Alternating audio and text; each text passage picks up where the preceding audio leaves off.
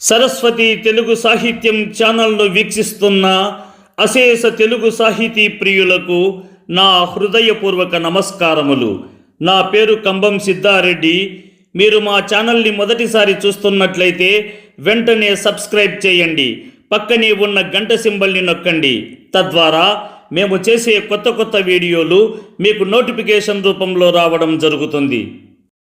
ఈ వీడియోలో నేను గుర్రం జాషువా గారిచే రచించబడిన ఫిర్దౌసి కావ్యములోని ప్రథమాశ్వాసమునందలి 31 నుండి 40 పద్యాలను మీకు వివరించబోతున్నాను. వత్సరత్రయంబు వయసు వచ్చిన ముద్దు, కాలు సేతులుండి కదలు ముద్దు, పుత్రనామకమున మొదటన్ పుట్టిన ముద్దు, మానవీయ ఇంకా మనకు లేడు.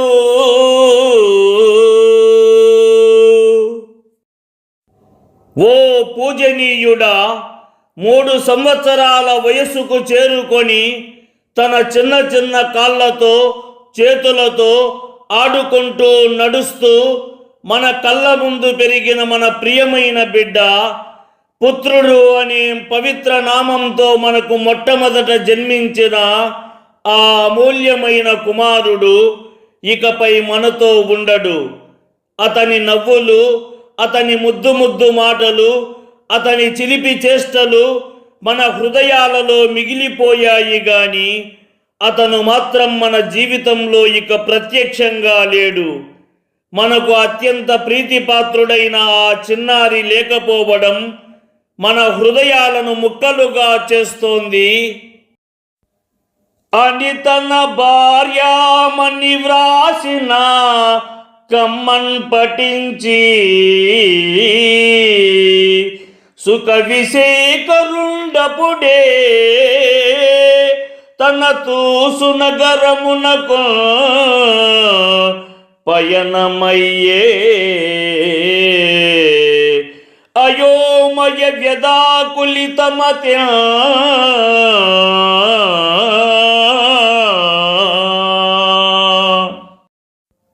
అని తన భార్య రాసిన ఆ ఆవేదనతో నిండిన లేఖను చదివిన వెంటనే ఆ మహాకవి ఫిర్దౌసి ఒక్క క్షణం కూడా ఆలస్యం చేయకుండా గజనీ పట్టణాన్ని విడిచి తన స్వస్థలమైన తూసు నగరానికి బయలుదేరాడు. ఆ లేఖలోని వార్త అతని హృదయాన్ని గాఢంగా కలచివేయగా అతని మనస్సు తీవ్ర విషాదంతో అయోమయంతో నిండిపోయింది. తన ప్రియమైన కుమారుని జ్ఞాపకాలతో బాధతో మునిగిపోయిన అతడు ఆ ఆవేదనను మోయలేక గుండె నిండా దుఃఖంతో కలత చెందిన మనస్సుతో తన ఊరికి ప్రయాణమయ్యాడు. కొడుకు నెంజలి హృదయంబుల్ కోయుచుండా అన్నపానీయములు ముట్టడయ్యన తండు, కాల పురుషుండు దినదినాకారుండగుచు బాబుకుని లీల నోదార్చి పోవుచుండే.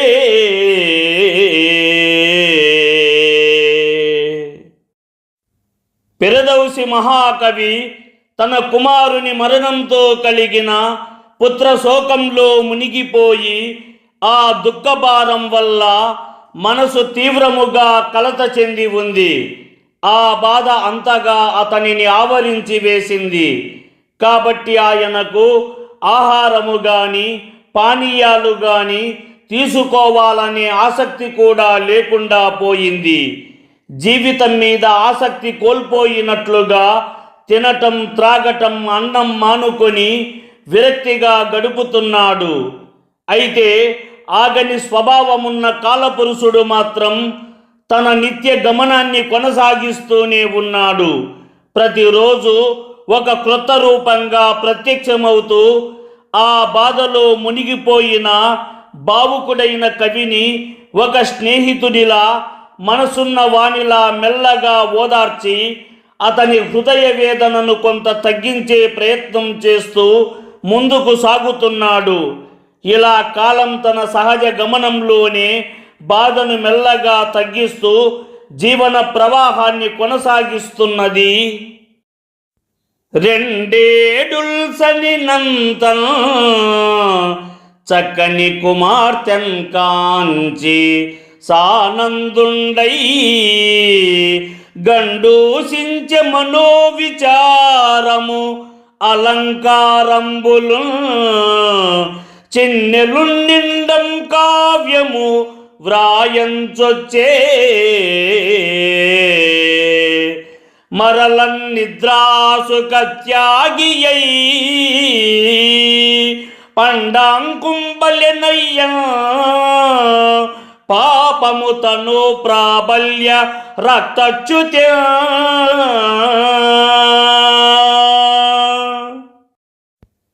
కాల ప్రవాహంలో 2 సంవత్సరాలు గడిచిన పిమ్మట పిరదౌసి కవిశ్రేష్ఠునికి ఒక చక్కని రూపవతి అయిన కుమార్తె జన్మించినది. దీనితో కవి మహానంద భరితుడై గత ఆలోచనలన్నింటినీ వదిలివేసి మంచి అలంకారాలతో మేలిమి అందాలతో నిండునట్లుగా సాహనామా అను పేరును గల ఒక మహాకావ్యాన్ని తిరిగి వ్రాయడం ప్రారంభించెను.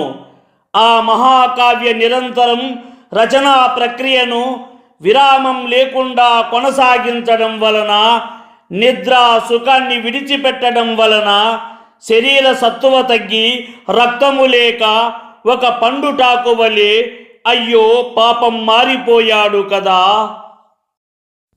ముదురు కోయిల కంఠమున నివాసము చేయు కొసరింపుంకూతల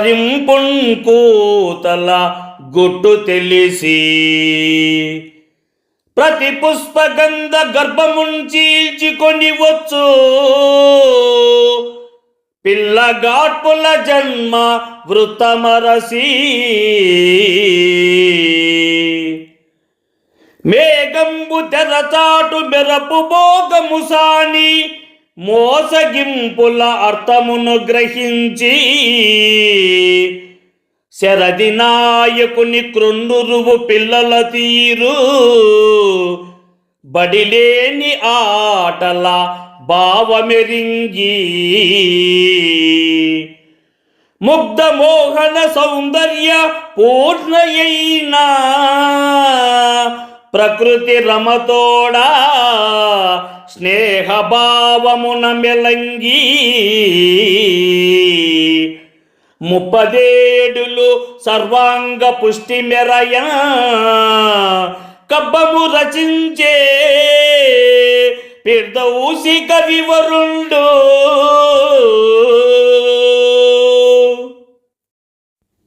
పిరదౌసి కవిశేఖరుడు ప్రకృతిలోని ప్రతి చిన్న విశేషాన్ని లోతుగా పరిశీలించి వాటి అంతర్లీన సౌందర్య విశేషాలను రహస్యాలను గ్రహించిన మహాకవి. గండు కోయిల కంఠములో నుండి వినిపించే మధురమైన కూకూధ్వనుల వెనుక దాగి ఉన్న మాధుర్యమును, వాటి గూఢార్థాన్ని ఆయన అన్వేషించాడు. ప్రతి పువ్వులో దాగి ఉన్న సుగంధం ఎక్కడి నుండి పుట్టిందో, అది ఎలా పరిమళంగా విస్తరిస్తుందో అన్న విషయాలను ఆలోచిస్తూ ఆ పరిమళాన్ని మోసుకొస్తున్న సున్నితమైన గాలుల పుట్టుక స్వభావం గురించి లోతుగా విచారించి పరిశీలించాడు. అలాగే మబ్బుల తెరవెనుక దాగి మెరుస్తూ కనిపించే మెరుపు తీగల వంచనలను, వాటి ఆకస్మిక స్వభావాన్ని ఒక వేశ్య యొక్క మాయలతో పోల్చి వాటి అసలు స్వరూపాన్ని గ్రహించాడు.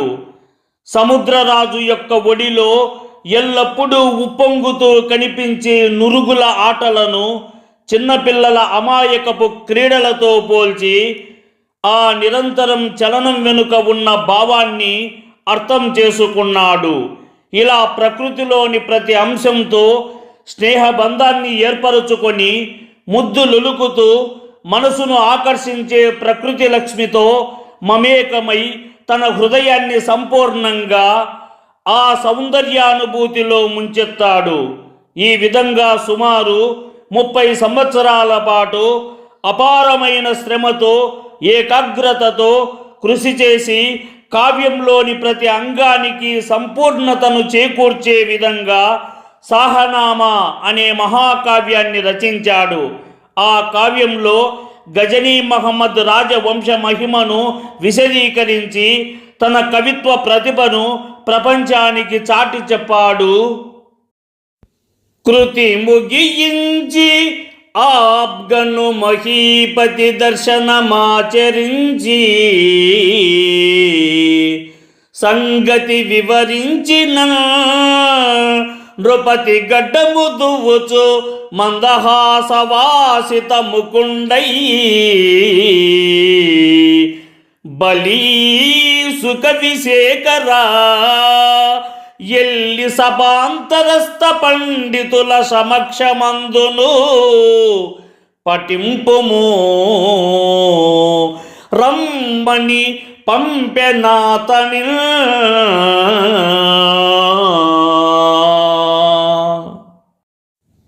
పిరదౌసి మహాకవి తాను రచించిన సాహనామా మహాకావ్యాన్ని పూర్తి చేసిన విషయాన్ని మహారాజుకు వెళ్ళి విన్నవించగా ఆ వార్తను విన్న గజనీ మహమ్మద్ తన గడ్డాన్ని చేతితో సవరించుకొని దువ్వుకుంటూ ముఖంలో మృదువైన చిరునవ్వుతో ఆనందాన్ని వ్యక్తం చేశాడు.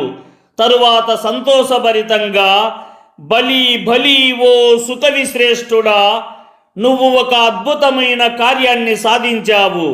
రేపు మా రాజ్యసభలో ఉన్న శ్రేష్టమైన పండితుల సమక్షంలో ఈ కావ్యాన్ని గానం చేస్తూ అందరికీ ఆనందాన్ని పంచే విధంగా వినిపించు. ఇప్పుడు వెళ్ళవచ్చు అని ఆ కవిని వీడ్కోలు పలికి పంపించి వేశాడు. అనుమానం బిసుమంతలేని హృదయుండై పెద్ద ఎంబోదిని దిన వానింబలే హేమ సంబిలిత కీర్తింగాంచు కౌతూహలంబునా లజ్జావతియై స్వయంవర సభా భూమిం ప్రవేశించు ముగ్ధను బోల్ గ్రంథమున్ చంకన్ పెట్టుకొని ఆస్థానంబు డాయంచన.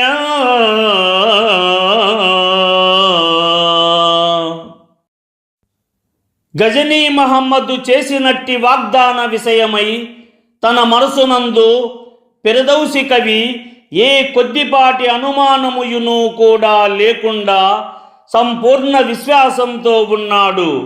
అయినప్పటికీ స్వయంవర సభలోకి సిగ్గు బరువుతో తల వంచుకొని అడుగుపెట్టే ఒక అమాయకపు యువతిలా అంతర్ముఖ భావంతో కొంచెం సంకోచంతో ముందుకు సాగుతున్నాడు. బంగారు నాణేల ద్వారా కీర్తిని పొందాలనే లోభం లేకుండానే తన కవిత్వ ప్రతిభను మాత్రమే ఆధారంగా పెట్టుకున్నాడు. ఈ విధంగా మహాసముద్రాన్ని ధైర్యంగా ఈది వచ్చిన వాడిలా ఆత్మవిశ్వాసంతో మహానంద అనే సుందర యువతిని పోలిన సాహనామా అనే మహాకావ్యాన్ని తన ఒడిలో చేర్చుకొని పిరదౌసి కవీంద్రుడు సుల్తాను రాజసభ వైపు నెమ్మదిగా సమీపించాడు. మేలిమి వీడకుండు కరిమ్రింగి వెలార్చిన వెల్గ పండులన్ పోలి నృపావలంబమున బొజ్జలు పెంచిన పెద్ద పెద్ద దాడీల తురుస్క పండితుల టీవీకి దావలమైన కొల్వు గర్వాల సదృకులం కనుచూ ఆ తండు చొచ్చ తదంతరాలము.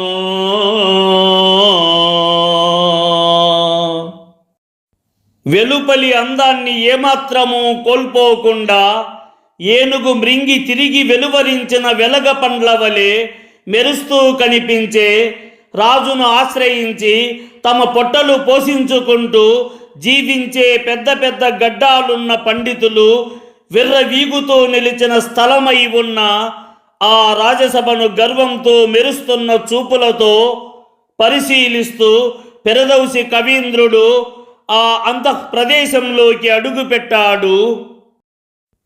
ఎల్ల నవ్వు నిమ్మొగంబున గులుకం కృతినందు పెండ్లి కొడుకగ్గను భూతల నాదుండపుడు కౌతూహలియై చనుదెంచి గదియను వసించ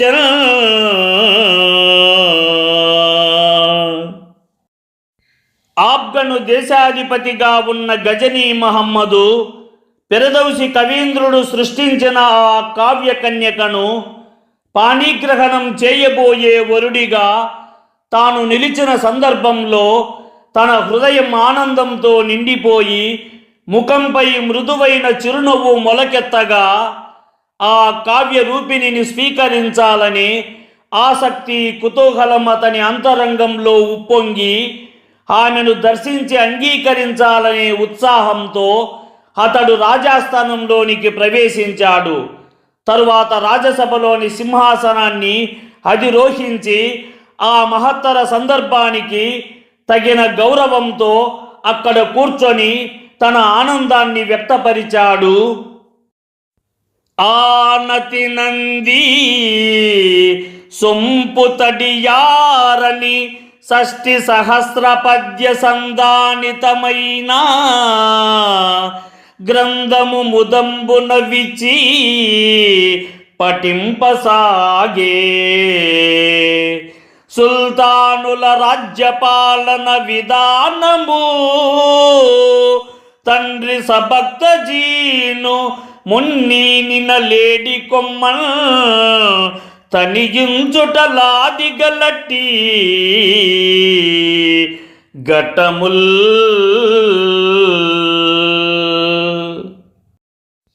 పెరదౌసి కవీంద్రుడు గజనీ మహమ్మదు మహారాజు అనుమతిని పొందిన తరువాత అందచందాలు ఏమాత్రం తగ్గని 60,000 పద్యాలతో నిర్మితమైన సాహనామా అనే మహాకావ్యాన్ని శ్రద్ధగా విప్పి చదవడం ప్రారంభించాడు. ఆ మహాకావ్యంలో ప్రతిపాదించిన విషయాలు ఎంతో విస్తృతమైనవి.